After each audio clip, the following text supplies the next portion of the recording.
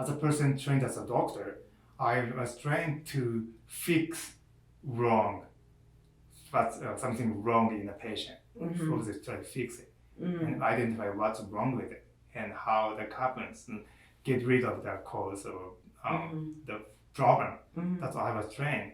But in my practice and also interacting with my master practitioners, I get an idea that the cause of problem is related to the emotion as I mentioned. So that kind of emotion cannot be healed by attacking or try to getting rid of it. It's more try to want to be listened or more to be connected or more to accepted. That kind of approach more works more effectively or better, than just trying to get rid of attacking. Because it doesn't. Right. When it listens, accept it naturally dissolves. So it's interesting that when I last week I was seeing a patient, I was touching a patient's neck, and she was holding. She had a very tight spot here, and she said she was like that as a child. She was like over 50 years. She has that from the child abuse history, and then I was trying to connect that with my attitude that I explained, and it just tried to dissolve immediately.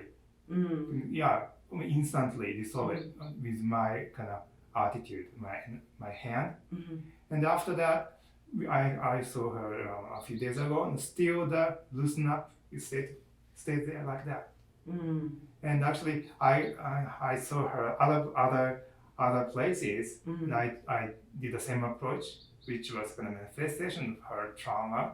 That was released at the time, and it's still released. So that's kind of this kind of thing I suggest that all the tightness, even from the old, from many decades ago, can be just wanted to be just listen, just connecting. Just all listen. this, and then once it's go, it's done. And from medical and scientific point of view, that can be explained that the area, the tight area, was not getting good blood supply or fluid, lymph supply, blood supply, not nutrient supply. Always like that. And once it happens, it's no circulation happening. It can stay forever. But if once it doesn't move and circulation going on, it doesn't have to be tight anymore. So probably, for me at least, because I had a lot of beatings and you know that. But for me, just the thought that something hit you, right? An abuse of any kind, right?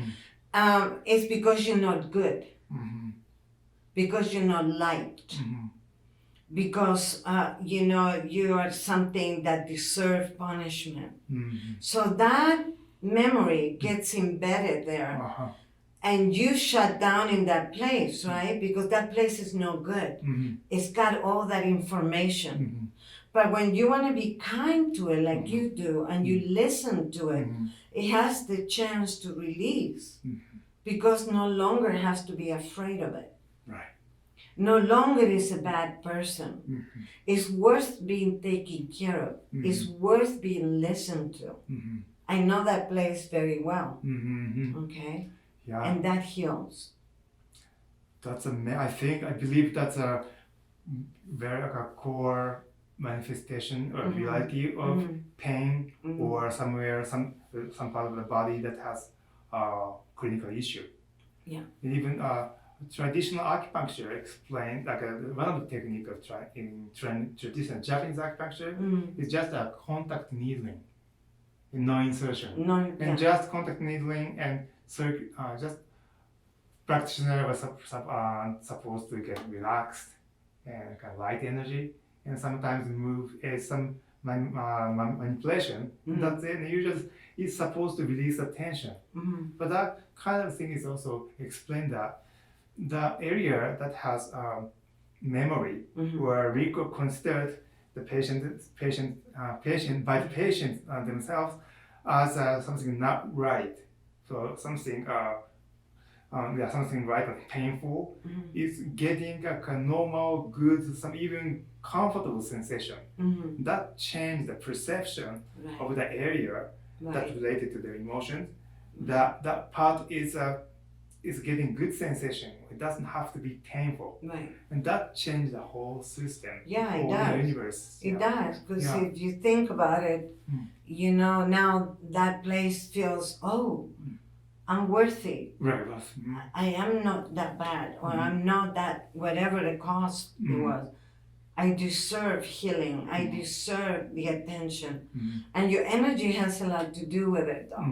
You know, and now the scientific world is understanding that the emotional system has a lot to do with the physical system. They couldn't measure that before, but they can now through all the research they have done with meditation, with intentional response. They can see it from one room to another. I mean, just think about that. It's a mother that is nursing baby time. The baby can be in another room and the child gets hungry and the meal comes to the mother. So it's an interconnection. The quantum physics have proven that. And it's a reality. So it's a big step now for the system to understand that the bedside manners, kindness and compassion is much better than solving a symptom but not helping the cause. Because it will never be healing there. It will just move to something else and to something else. I don't want to say that if I get in a car accident, I don't need emergency room or a doctor. I'm not saying that, but I'm saying the connection has never been, you know, very complete in the matter that is an emotional connection to any symptom or any illness or any challenge, really, you know? Right. Yes. So, yeah, of course, if there's some acute injury, accident, you have to go to the doctor. There's some many conditions, physical manifestation, including pathological manifestation, can be due to their perception of mind. And from that is now, as you mentioned, you try to be understood from physics, more contemporary physics, not epigenetics. Look at what's going on right now with oh wow, really, this is what's going on. Wow. You know, because it kind of became a little bit of a business and this attachment and the compassion and empathy was not available because they have to see so many people. You go to a regular place and you there maybe 5 minutes and with the physician or whatever, but most of the other time you're waiting or filling out paperwork or whatever, and I think you become again discarded for me.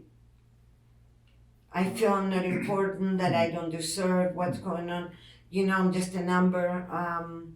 I feel entirely different for years with you because I've been coming to you for so many years now. And my family and friends, you know, and it just amazes me because you're always growing and always learning something new and something more powerful and becoming more and more available, and your compassion and your openness to be present. You're very, very present.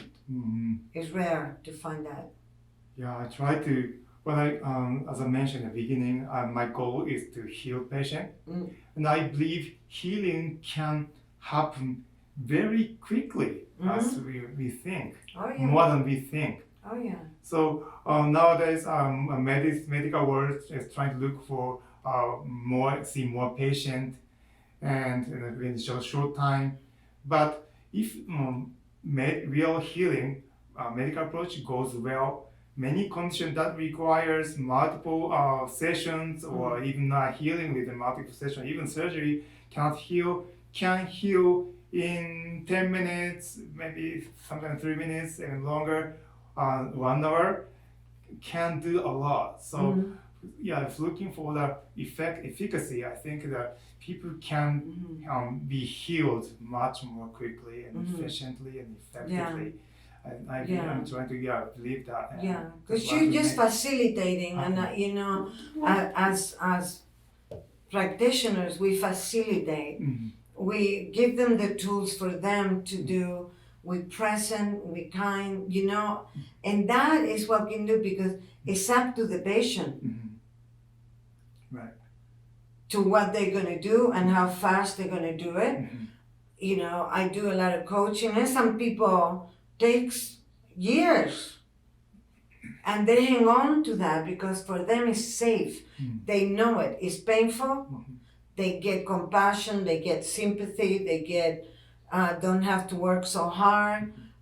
Whatever the story is, but at one point, if they want to do it, they can do it with the help of somebody like you pretty quick. You know what I mean? We access tools for them and hold the space, and you do that so well. And I think the biggest thing is kindness. That's what the Dalai Lama says. He says, my religion is kindness. I think with that, everybody feels safe. Anything can happen good there. Yeah. Yeah. Really. So I'd like to Yeah. bring a kindness and a compassion and mind into medicine and get great result as much as possible. That's why I want to. Thank you, Dr. accomplish. Haruki. Thank you so much for your time. Thank you very much. Thank you. Thank you.